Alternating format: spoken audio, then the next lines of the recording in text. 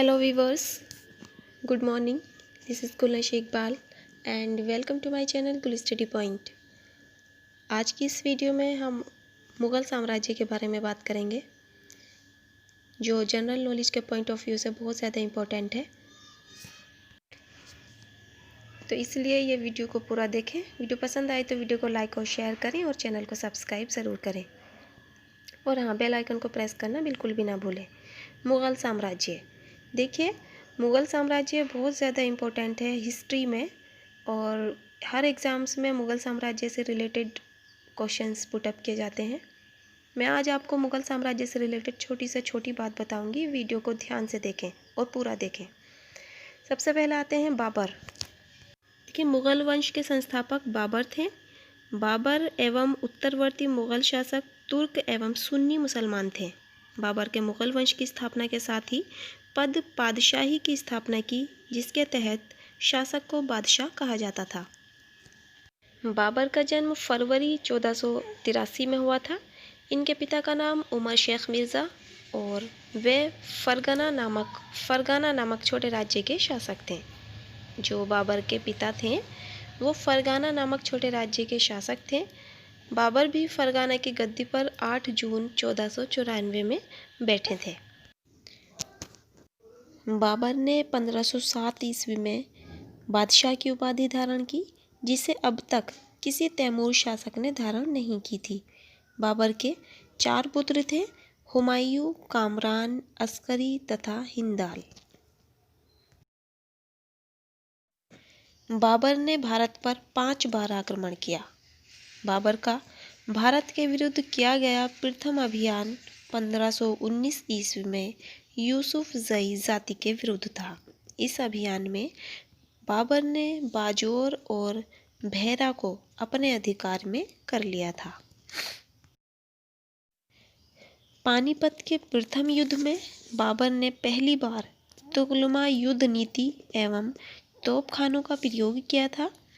उस्ताद अली एवं मुस्तफ़ा बाबर के 2 प्रसिद्ध निशानेबाज थे, जिसने पानीपत के प्रथम युद्ध में भाग लिया था। देखिए, वीडियो के साथ बने रहिए क्योंकि वीडियो बहुत ज़्यादा इम्पोर्टेंट और बहुत ज़्यादा इंटरेस्टिंग होने वाली है। इसे वीडियो को बिल्कुल भी स्किप ना करें, वीडियो को पूरा देखें। इब्राहिम लोदी कौन थे? इब्राहिम लोदी मध्यकाल के प्रथम शासक थे, जो युद्ध स्थल में मारे गए थे। इनके साथ इनका मित्र ग्वालियर के राजा विक्रमजीत भी युद्ध स्थल में मारे गए थे। तो चलिए अब बात करते हैं बाबर के द्वारा लड़े गए युद्धों के बारे में। बाबर ने कौन कौन से युद्ध लड़े? पानीपत का प्रथम युद्ध 21 अप्रैल 1526 में हुआ था। इस युद्ध में इब्राहिम लोदी एवं बाबर लड़े थे और इसमें बाबर विजयी घोषित हुए थे। ठीक है, पहला युद्ध जो हुआ था 21 अप्रैल 1526 ईस्वी में हुआ था। दूसरा युद्ध खानवा का युद्ध हुआ था। देखिए, पहला युद्ध पानीपत का युद्ध था, दूसरा जो युद्ध हुआ था वो किसका था? खानवा का युद्ध। और हुआ कब था? 17 मार्च 1527 में। यह युद्ध किस किस के बीच हुआ था? राणा सांगा एवं बाबर के बीच। खानवा का जो युद्ध था वो राणा सांगा और बाबर के बीच हुआ था और इसमें भी बाबर विजयी हुए थे। तीसरा है चंदेरी का युद्ध। चंदेरी का युद्ध 29 जनवरी 1528 ईस्वी में हुआ था।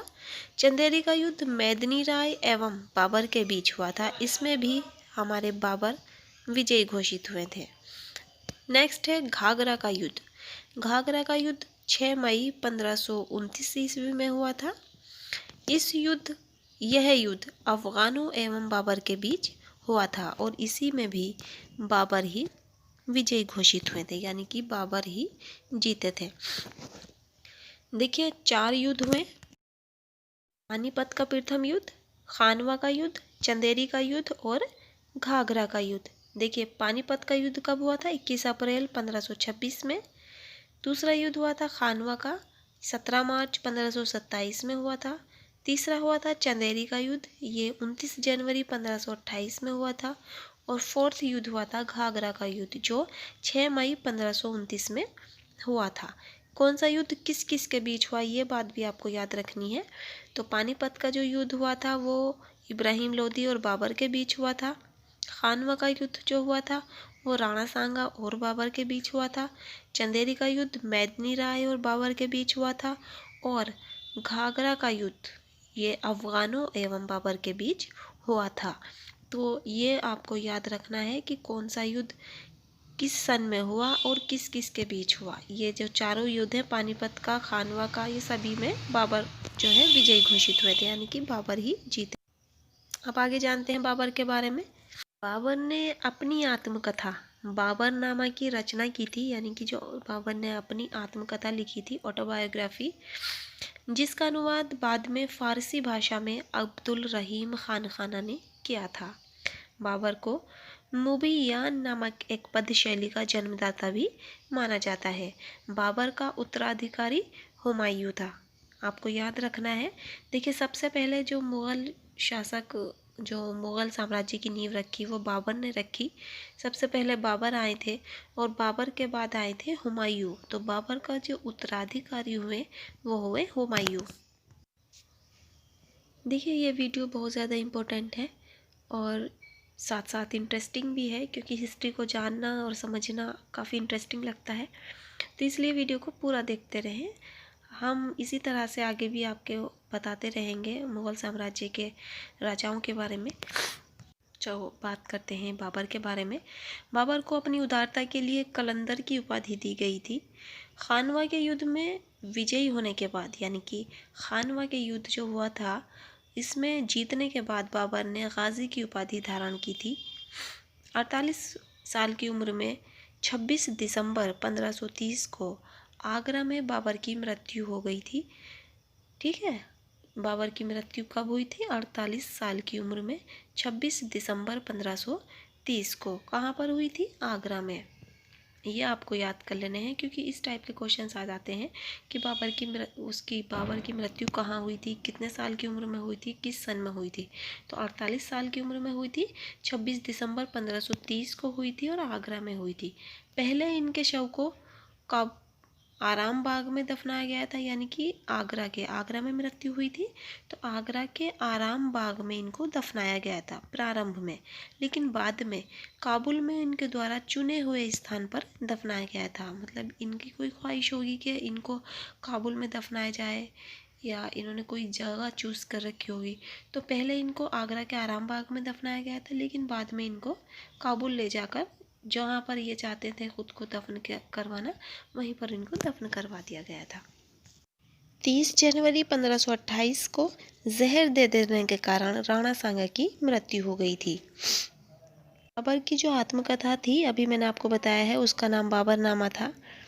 इन्होंने अपनी आत्मकथा में बाबर ने, यानी कि अपनी आत्मकथा में औपचारिक बागों की योजनाओं और उनके बनाने में अपनी रुचि का वर्णन किया है।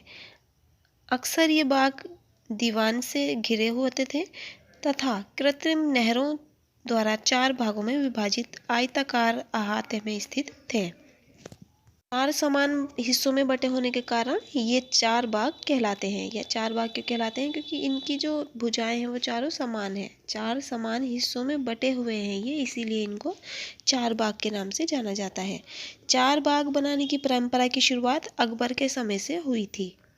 जो बाबर थे ये प्रसिद्ध नक्शबंदी सूफी ख्वाजा उबैदुल्ला अहरार का अनुयायी थे। अब चलते हैं दूसरे मुगल शासक की ओर। बाबर के बाद आए थे हुमायूं। हुमायूं का शासनकाल 1530 से 1556 माना जाता है। इनका पूरा नाम नसीरुद्दीन हुमायूं था, जो 29 दिसंबर 1530 को आगरा में 23 साल की अवस्था में सिंहासन पर बैठे। गद्दी पर बैठने से पहले हुमायूं बदख्शां के सूबेदार थे। अपने पिता के निर्देश के अनुसार हुमायूं ने अपने राज्य का बंटवारा अपने भाइयों में कर दिया। इसने कामरान को काबुल और कंधार, मिर्ज़ा अस्करी को संभल, मिर्ज़ा हिंदाल को अलवर एवं मेवाड़ की जागीरें दी। अपने चचेरे भाई सुलेमान मिर्ज़ा को हुमायूं ने बदख्शां प्रदेश दिया। 1533 ईस्वी में हुमायूं ने दीन पनाह नामक एक नगर की स्थापना की थी।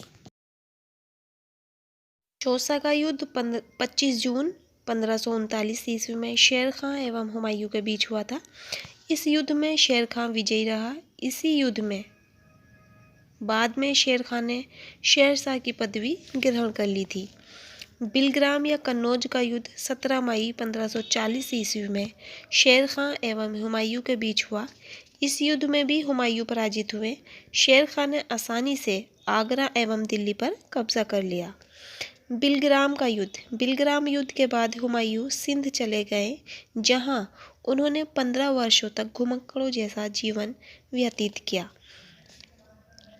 निर्वासन के समय हुमायूं ने हिंदाल के आध्यात्मिक गुरु फारस वासी शिया मीर बाबा दोस्त उर्फ मीर अली अकबर जामी की पुत्री हमीदा बानो बेगम से 29 अगस्त 1541 को निकाह कर लिया। कालांतर में हमीदा से ही अकबर जैसे महान सम्राट का जन्म हुआ था। 1555 में हुमायूं ने पंजाब के सूरी शासक सिकंदर को पराजित कर फिर से दिल्ली की गद्दी पर अपना कब्जा कर लिया था। हुमायूं द्वारा लड़े गए 4 प्रमुख युद्धों का क्रम है: देवरा का युद्ध, चौसा का युद्ध, बिलग्राम का युद्ध और सरहिंद का युद्ध। देवरा का युद्ध 1531 में हुआ था। चौसा का युद्ध 1539 में, बिलग्राम का युद्ध 1540 एवं सरहिंद का युद्ध 1555 ईस्वी में हुआ था। जनवरी 1556 को दीन पनाह भवन में स्थित पुस्तकालय शेर मंडल की सीढ़ियों से गिरने के कारण हुमायूं की मृत्यु हो गई थी। हुमायूं के बारे में इतिहासकार लैनपुल ने कहा कि हुमायूं गिरते पड़ते इस जीवन से मुक्त हो गए, ठीक उसी तरह जिस तरह तमाम जिंदगी वह गिरते पड़ते चलते रहे थे। हुमायूं नामा की रचना गुलबदन बेगम ने की थी। हुमायूं ज्योतिष में विश्वास करते थे, इसीलिए इन्होंने सप्ताह में 7 दिन 7 रंग के कपड़े पहनने के नियम बनाए थे। हुमायूं के बाद आए थे अकबर, यानी कि हुमायूं के बेटा अकबर जो थे वो 1556 से 1605 तक रहे। सम्राट अकबर का जन्म 15 अक्टूबर 1542 ईस्वी को हुआ था, अमरकोट के राणा वीरसाल के महल में। जो अकबर थे, इनका जब सिंहासन हुआ था तो अकबर जलालुद्दीन मोहम्मद अकबर बादशाही गाजी की उपाधि से राज सिंहासन पर बैठे थे। अकबर का राज्याभिषेक 14 फरवरी 1556 को पंजाब के कलानौर नामक स्थान पर हुआ था। अकबर के शिक्षक अब्दुल लतीफ ईरानी विद्वान थे।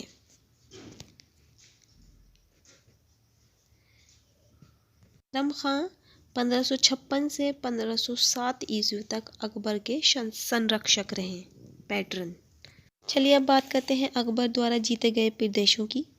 देखिए, मालवा एक प्रदेश है, मालवा, इसके शासक बाज बहादुर थे। 1561 में मुग़ल सेनापति आदम खान और पीर मोहम्मद इनके सेनापति थे।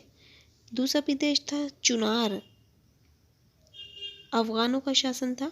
गोंडवाना, आमेर, भेड़ता, मेवाड़, रणथंभौर, कालिंजर, मारवाड़, जैसलमेर, बीकानेर, गुजरात, बिहार एवं बंगाल, काबुल, कश्मीर, उड़ीसा, सिंध, बलूचिस्तान और कंधार, ये सारे जो प्रदेश थे ये अकबर के द्वारा जीते गए थे। ठीक है, तो इनको 18-19 है ये जो जीते गए थे। इसके अलावा भी हैं जो दक्षिण भारत के प्रदेश हैं, खानदेश है, दौलताबाद है, अहमदनगर, असीरगढ़। ठीक है, ये सारे जो प्रदेश हैं ये मुग़ल सम्राट मोहम्मद अकबर ने, जलालुद्दीन मोहम्मद अकबर ने जीते थे। अकबर के शासन की प्रमुख विशेषता मनसबदारी प्रथा थी। ठीक है, मनसबदारी जो होती है वो प्रथा थी, वो अकबर के शासनकाल की एक प्रमुख विशेषता रही है, मनसबदारी। तो चलिए अब बात करते हैं अकबर के कुछ महत्वपूर्ण कार्य। दास प्रथा का अंत किया अकबर ने 1562 में। अकबर को हरम दल से मुक्ति मिली 1562 में। तीर्थ यात्रा कर समाप्त कर दिया 1563 में। जजिया कर समाप्त कर दिया 1564 में। फतेहपुर सीकरी की स्थापना एवं राजधानी का आगरा से फतेहपुर सीकरी स्थानांतरण 1571 में किया। इबादत खाने की स्थापना की 1575 में। इबादत खाने में सभी धर्मों के लोगों के प्रवेश की अनुमति दी 1516। मजहर की घोषणा 1579 में। दीन इलाही की स्थापना की 1582 में। इलाही संवत की शुरुआत की 1583 में और राजधानी लाहौर स्थानांतरित की 1585 ईस्वी में। पानीपत की दूसरी लड़ाई 5 नवंबर 1556 ईस्वी को अकबर और हैमू के बीच हुई थी। हल्दी घाटी का युद्ध 18 जून 1576 को मेवाड़ के शासक महाराणा प्रताप और अकबर के बीच हुआ था। इस युद्ध में अकबर विजयी घोषित हुए थे। इस युद्ध में मुगल सेना का नेतृत्व मान सिंह एवं आसफ खान ने किया था। अकबर के सेनापति मान सिंह थे। मक्का की तीर्थ यात्रा के दौरान पाटन नामक स्थान पर मुबारक खान नामक युवक ने बैरम खान की हत्या कर दी थी। जो अकबर के संरक्षक थे बैरम खान, उनकी हत्या कर दी थी पाटन नामक स्थान पर मुबारक खान ने। मई 1562 ईस्वी में अकबर ने हरम दल से अपने को पूर्णतः मुक्त कर लिया था। प्रताप की मृत्यु 57 साल की उम्र में 19 जनवरी 1597 में हो गई थी। गुजरात विजय के दौरान अकबर सर्वप्रथम पुर्तगालियों से मिला और यहीं उसने सर्वप्रथम समुद्र को देखा था। दीन इलाही धर्म का प्रधान पुरोहित अकबर थे। दीन इलाही धर्म स्वीकार करने वाले प्रथम एवं अंतिम हिंदू शासक बीरबल थे। अकबर ने जैन धर्म के जोनाचार्य हरि विजय सूरी को जगत गुरु की उपाधि प्रदान की थी। अकबर के दीवान राजा टोडरमल ने 1580 में दहसाल बंदोबस्त व्यवस्था लागू की। दीन इलाही धर्म के प्रधान अकबर थे और दीन इलाही धर्म स्वीकार करने वाले प्रथम एवं अंतिम हिंदू शासक बीरबल थे। अकबर के दरबार के प्रसिद्ध संगीतकार और प्रसिद्ध चित्रकार अब्दुल समद थे। अकबर के दरबार का प्रसिद्ध संगीतकार तानसेन थे, ये मैंने आपको अभी बता ही दिया है। अकबर के शासनकाल के प्रमुख गायक तानसेन, बाज बहादुर, बाबा रामदास एवं बैजू बावरा थे। अकबर की शासन प्रणाली की प्रमुख विशेषता मनसबदारी प्रथा थी। अकबर के समकालीन प्रसिद्ध सूफी संत शेख सलीम चिश्ती थे। अकबर की मृत्यु 16 अक्टूबर 1605 ईस्वी को हुई। इन्हें आगरा के निकट सिकंदरा में दफनाया गया। स्थापत्य कला के क्षेत्र में अकबर की महत्वपूर्ण कृतियां हैं दिल्ली में हुमायूं का मकबरा, आगरा का लाल किला, फतेहपुर सीकरी में शाही महल, दीवान खास, पंचमहल, बुलंद दरवाज़ा, जोधाबाई का महल, इबादत खाना, इलाहाबाद का किला और लाहौर का किला, ये सारे जो हैं ये अकबर के द्वारा बनाई गई कृतियां हैं। अकबर के दरबार को सुशोभित करने वाले 9 रत्न इस प्रकार थे, यानी कि कौन कौन से थे 9 रत्न? अबुल फजल, फैजी, तानसेन, बीरबल, टोडरमल, राजा मानसिंह, अब्दुल रहीम खान खाना, फ़कीर अजीउद्दीन और मुल्ला दो प्याजा। ये सारे जो थे अकबर के दरबार के नवरत्न थे। देखिए नवरत्न जो है हम बचपन से पढ़ते आ रहे हैं, अकबर के दरबार के नवरत्न कौन कौन थे, क्या क्या नाम थे, तो इन नाम्स को याद करना बहुत ज़्यादा ज़रूरी है। आप भी इनको एक बार रिवाइज कर लीजिए। अबुल फजल का बड़ा भाई फैज़ी अकबर के दरबार में राजकवि के पद पर आसीन थे। अबुल फजल ने अकबरनामा ग्रंथ की रचना की। वह दीन इलाही धर्म का मुख्य पुरोहित था। बीरबल के बचपन का नाम महेश दास था। बीरबल जो था वो अकबर के दरबार में ही थे, नवरत्नों में गिने जाते हैं, और इनके बचपन का नाम क्या था? महेश दत्त, महेश दास। संगीत सम्राट तानसेन का जन्म 1506 ईस्वी में ग्वालियर के एक ब्राह्मण परिवार में हुआ था। इनका असली नाम रामतनु पांडे था। ठीक है। इनकी प्रमुख कृतियाँ थी मियाँ की टोडी और मियाँ का मल्हार, मियाँ का सारंग, दरबारी कान्हरा इत्यादि। तानसेन अकबर के दरबार में आने से पहले रीवा के राजा रामचंद्र के राज्यश्रय में थे। अकबर के काल में स्वामी हरिदास भी एक महान संगीतज्ञ थे। ये वृंदावन में रहकर भगवान की उपासना करते थे। एक मत के अनुसार हरिदास तानसेन के गुरु थे, जबकि कुछ विद्वान हरिदास एवं तानसेन। मुगल सम्राट अकबर ने अनुवाद विभाग की स्थापना की थी।